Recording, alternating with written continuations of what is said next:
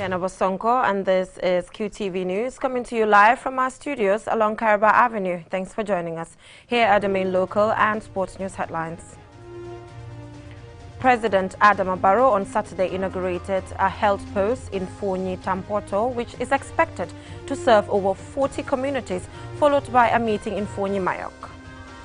And on Sunday, President Barrow also inaugurated 2 health posts in Birkama as part of decentralizing access to health services for communities. The Civil Aviation Authority on Monday began the 3rd edition of its annual Aviation Safety Week to raise awareness on aviation safety. 2 suspects have been arrested by the drug law enforcement officials for illegally operating an organic cannabis farm at home in Bruceby, Tranquil. In sports news, in the QCell Youth Cup Week 4, all group matches are completed with semi-finals expected to be played next weekend. Those were the main headlines, and now the news in detail. Do stay with us.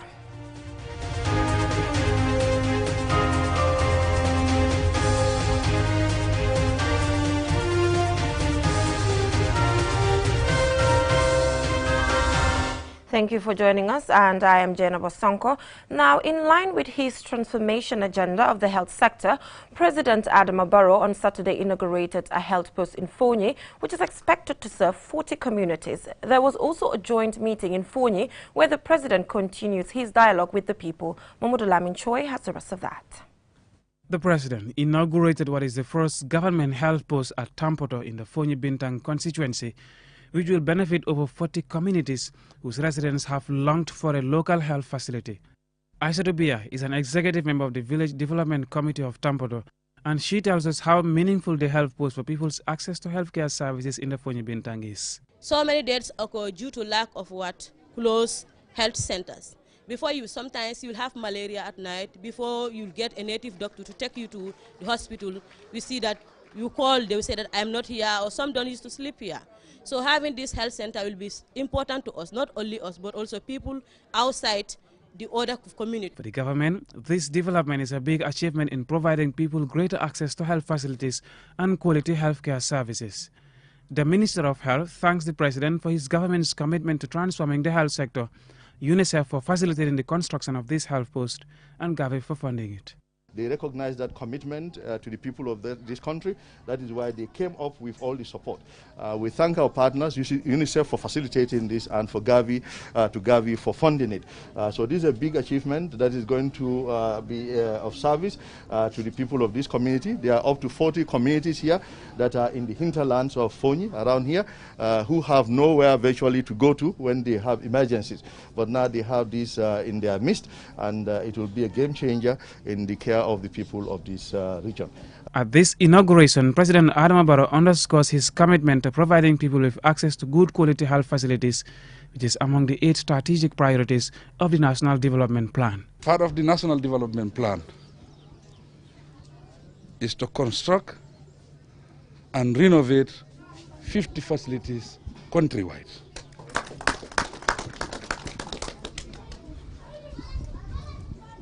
I think the people of Tampoto are very, very lucky. It is part of the Meet the People tour. That's why I'm here today, to inaugurate this facility. To improve the operations of health services and for emergency response, President Barrow presents a new ambulance for the health post. From the inauguration of the health post, the presidential Meet the People tour proceeded to Mayok, where a joint meeting was held for the 3 constituencies of Fonyi Jarol, Fonyi Bondale and Kansala.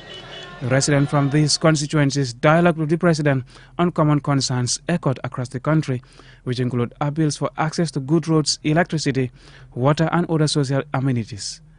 In response to their demands, President Adama Barrow expressed his vision to provide electricity for every part of the country by 2023 and construct 1,200 kilometers of roads when he secures a second term. Andu ngalo kabin sida aninta sa entema nga do ku jamal ke Fonyi kono nga karambol lolle Fonyi nga gadi ngol lolle Fonyi nga fida rosol ke le Fonyi andu kabin demaro franata Gambia kono jang Fonyi e mesoro demaro kono asiara bakele kabin COVID-19 da wato kono.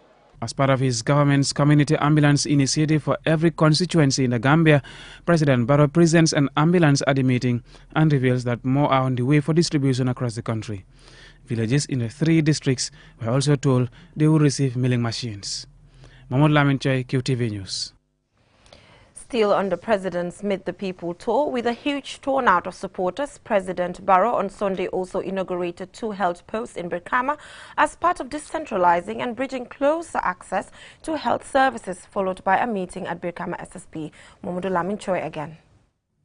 The 2 new health posts in Brikama Nyambai and Brikama Welingara in the West Coast region are among the 16 proposed posts to be constructed across the country, 5 of which have been completed and being inaugurated during this Meet the People tour.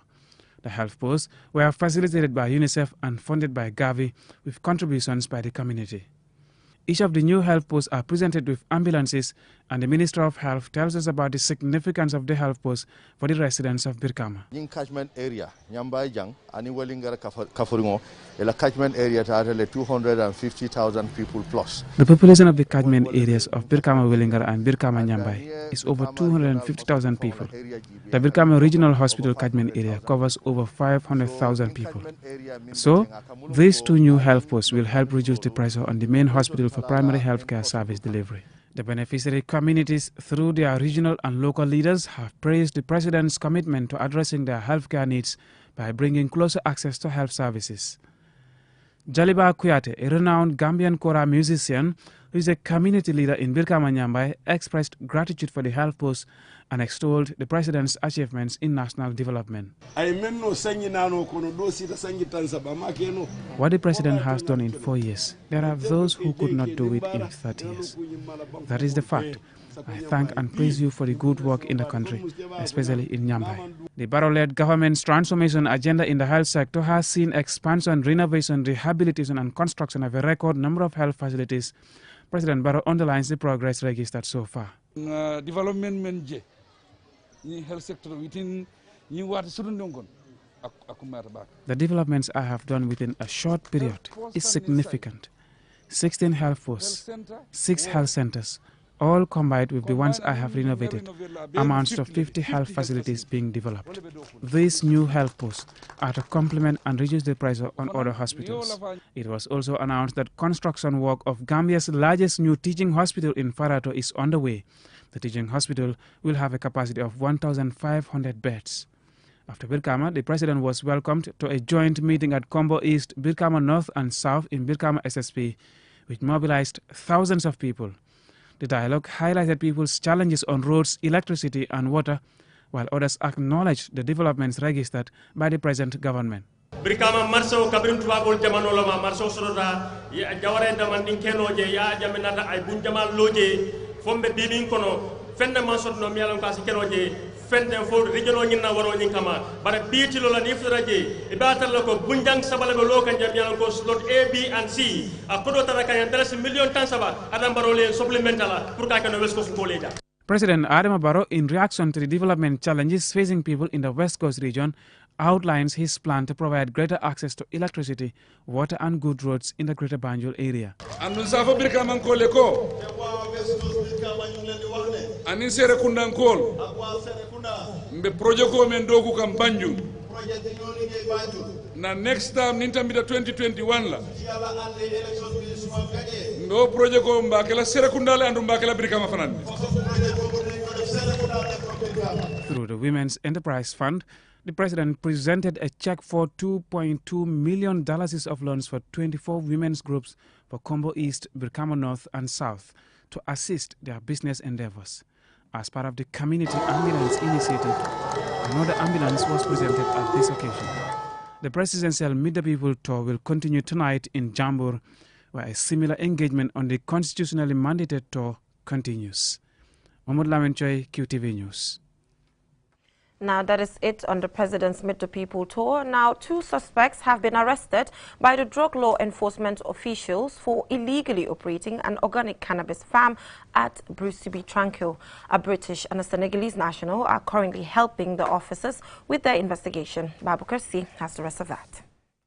The main suspect is a British national, Leon Washington Tayat Hall, who was arrested with his Senegalese counterpart, Abdul Majid Balde. Mr. Hall currently operates a charity foundation called Hands on Africa and engages in selling different species of dogs at his residence in Bruceby Tranquil. The officers accuse him of using his charity work to cover up drug dealing. According to the police, the men also have another apartment at Bursubi Phase 1 extension where they farm cannabis. According to drug law enforcement officers, they have all the equipment required for a good harvest and estimates the farm to be worth millions of dollars. Usman Sediba, the public relations officer of the Drug Law Enforcement Agency, the Gambia, said his officers at West Coast Region have been tracking this case for a while. In most instances, these people will come, they will have their cover businesses as a front to deceive people. We remember the case of Bondo. They will be around doing good, rendering services, having a front business, but in the background, they have their own things that they are doing. Because at the end of the day, if your objective is to help people, bringing in something that is poisoning the minds of people, in reality, it defeats such objective. So therefore, we continue to call on heads of household, those who are responsible for managing premises, buildings. When we give our property to people, let us take it upon ourselves to, on time-to-time basis, to be visiting these places and then see the conditions of this place. Because it's not secret that you enter inside here, immediately you will see what is happening there. Piero Sediba is calling on the public to support the men fighting drugs in the country with information to make their work easy. He added that if this cannabis reaches the markets, it was going to be used by our own brothers and sisters. If you look at the value of this, looking at the average price of this thing, a small quantity of skunk going for $800 to $1,000. Remember, it's at an early stage. By the time that it matures and to the time that it is processed and then packaged, perhaps even more, I'm saying 2 million, perhaps if we have the adequate quantification, it can even be more than $5 million. This is yet another major arrest, but what happens after the arrest? Officers will continue to probe into the matter to look at all other connections and whoever is involved in this. And then, as we said, we've also discovered of them having what they call a charitable foundation. So as such, it is important that the officers will also explore to look at all those areas and look at the connections that there is. Because we know, as we said, today in the global world, they tell you to go after the assets of these traffickers. And most of the time, they want to have a front business that try to show a legitimate value of what they are doing, while underground they are doing something that is causing more harm.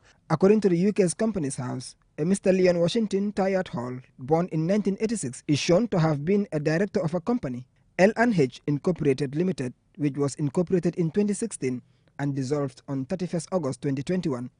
In addition, someone of the name is shown at the UK's Charity Commission website as a trustee of Hands on Africa, which was given registered charity status in 2016 and which has not filed statutory annual returns since 2018.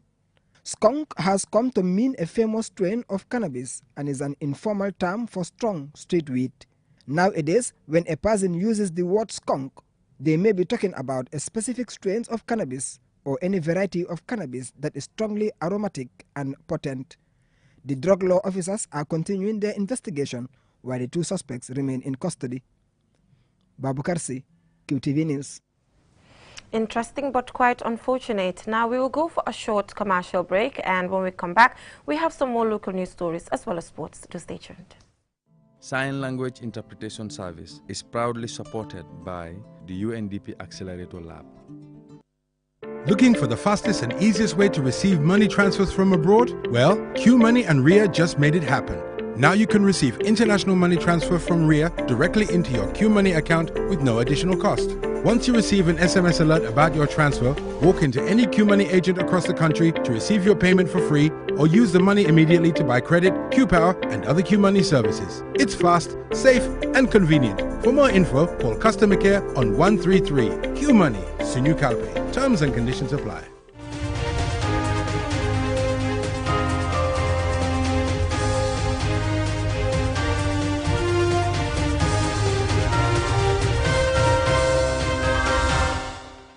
Welcome back from that short commercial break. If you're just tuning in, this is QTV News and I am Jenna Bosonko.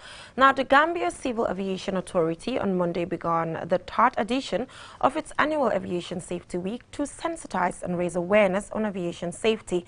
Omar Pijalo attended the opening at the Banjul International Airport and he fastened this report.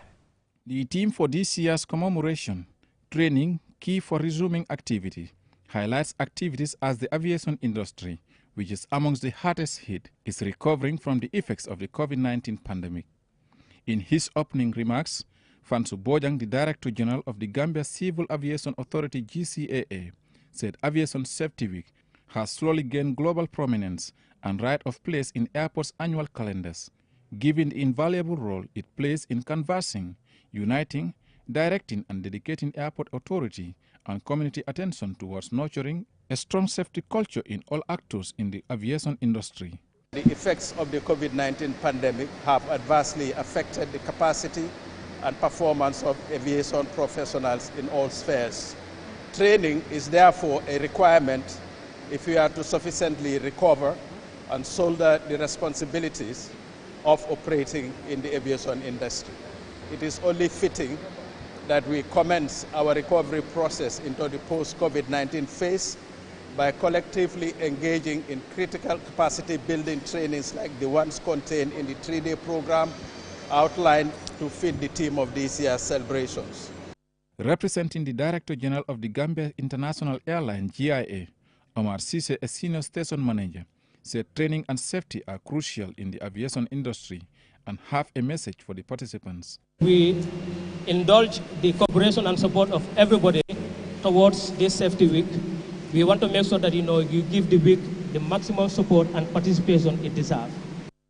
Catherine Ying, a retired Deputy Director General of GCAA, who initiated the annual Aviation Safety Week in the Gambia in 2018, said it is imperative to plan events of this nature to remind everyone in the aviation industry of the importance of safety and ensure continuity and sustainability of operations in the industry.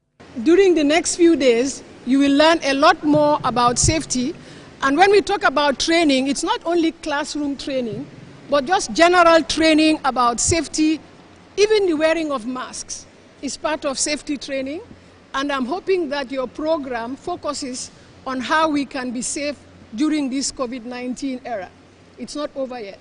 Having been virtually crippled by the adverse economic impacts of the COVID-19 pandemic, officials of the aviation industry are calling on the industry to engage in planning refresher sessions to strengthen the industry resilience and capacity to navigate the challenges presented by the pandemic. Reporting for QTV News, I am Omar P. Jallo.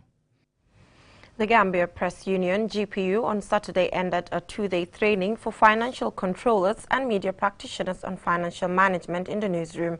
Omar P. Jallo attended the training, and this is his report.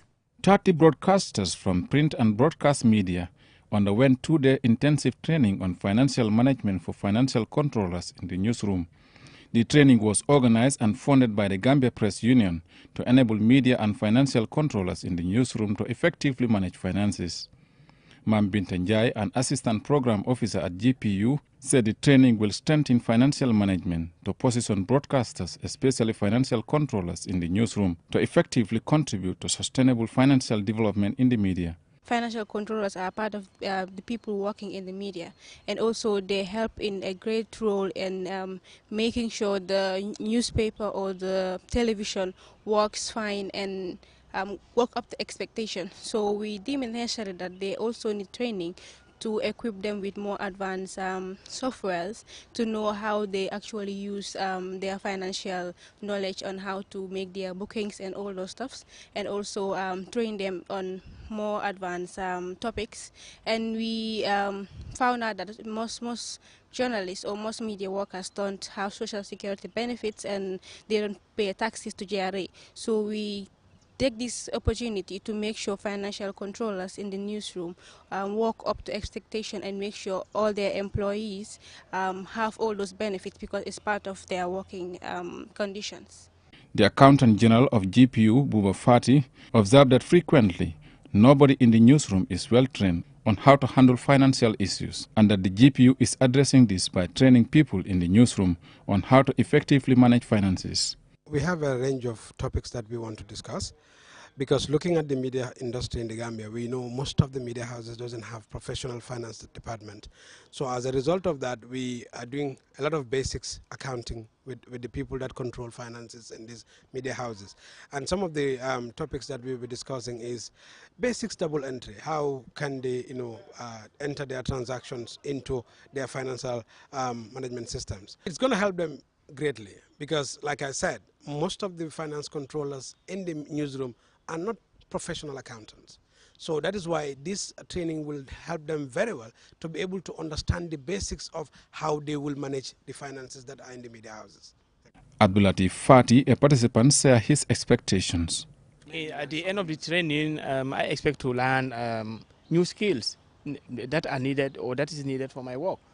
Yeah, so as to improve the operation of the finances at the radio. The two-day training took participants through various topics, including basic accounting principles and conventions, double entry, accounting for revenue and expenses, payroll management, budgeting and cash flow forecasting, financial reports, fixed asset management, and basic procurement principles. Participants are expected to share the knowledge gained with their colleagues in their various media houses. Reporting for QTV News, I am Omar P. Jallo. From that story by Omar P. Jallo, now let's take a look at what is happening in the world of sports.